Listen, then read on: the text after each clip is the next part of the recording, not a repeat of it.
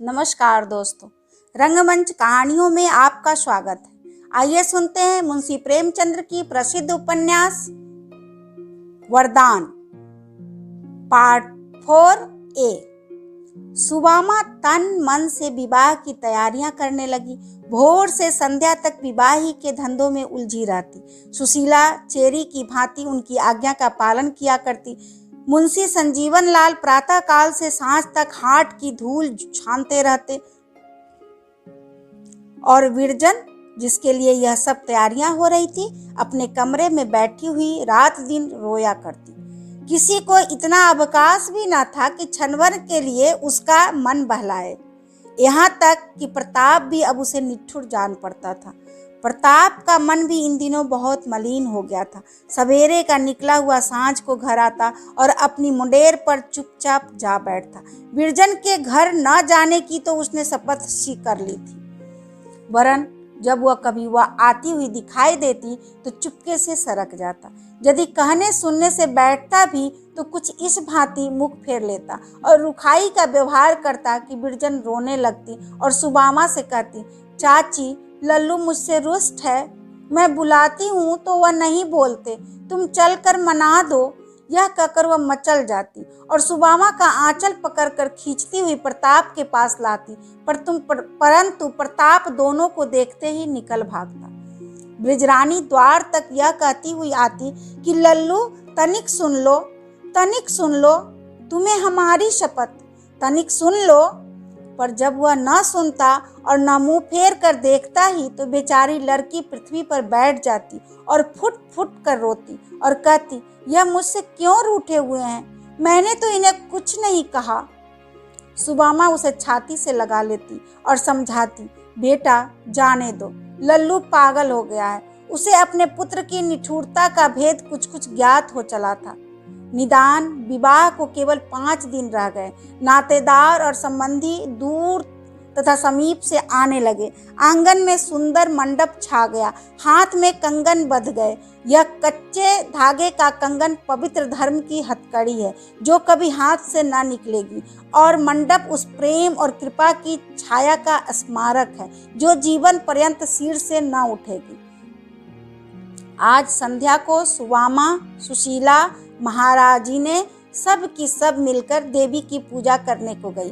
मेहरियां अपने धंधों में लगी हुई थी। विरजन व्याकुल होकर अपने घर में से निकली और प्रताप के घर पहुंची। चतुर्दिक सन्नाटा छाया हुआ था। केवल प्रताप के कमरे में धुंधला प्रकाश झलक रहा था।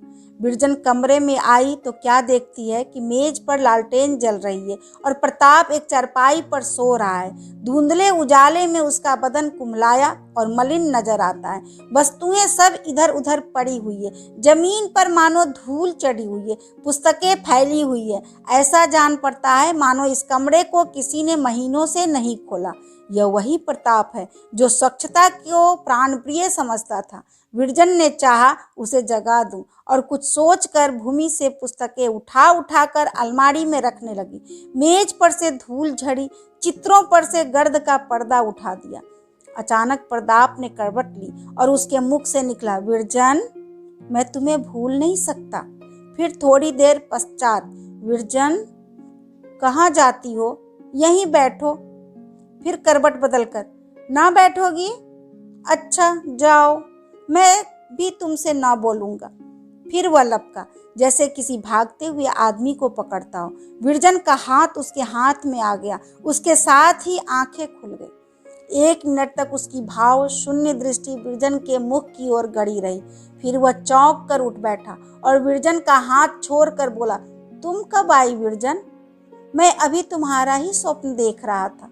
विरजन ने बोलना चाहा परंतु कंठ रुध गया। प्रताप ने इधर उधर देखकर फिर कहा, क्या यह सब तुमने साफ किया? तुमने बड़ा कष्ट हुआ। विरजन ने उसका भी कोई उत्तर ना दिया। प्रताप, विरजन तुम मुझे भूल क्यों नहीं जाती? विरजन ने आर्द्र नेत्रों से देखकर कहा, क्या तुम मुझे भूल गए? प्रताप ने लज्जित होकर मस्तक नीचा कर लिया। थोड़ी देर तक दोनों भावों से भरे भूमि की ओर ताकते रहे। फिर विरजन ने पूछा, तुम मुझसे क्यों रुष्ट हो? मैंने कोई अपराध किया है? प्रताप, ना जाने क्यों अब तुम्हें देखता हूँ तो जी चाहता है कि कहीं चला जाऊं। विरजन, क्या तुमको मेरे प्रति तनिक भी मोह नहीं लगता? मैं दिन भर रोया करती हूँ, तुम्हें मुझ पर दया नहीं आती? तुम मुझसे बोलते तक नहीं। बतलाओ, मैंने तुम्हें क्या कहा जो तुम रूठ गए? प्रताप, मैं तुमसे रूठा थोड़े ही हूँ। विरजन, तो मुझसे बोलते क्यों नहीं? प्रताप, मैं चाहता हूँ कि तुम्हें भूल जाऊं। तुम धनवान हो, तुम्हारे माता पिता धनी हैं, मैं अनाथ हूँ, मेरा तुम्हारा क्या साथ? विरजन, अब तक तो तुमने कभी यह बहाना ना निकाला था। क्या अब मैं अधिक धनवान हो गई? यह कहकर विरजन रोने लगी। प्रताप भी द्रवित हुआ, बोला, विरजन, हमारा तुम्हारा बहुत दिनों तक साथ रहा, अब वियोग के दिन आ गए।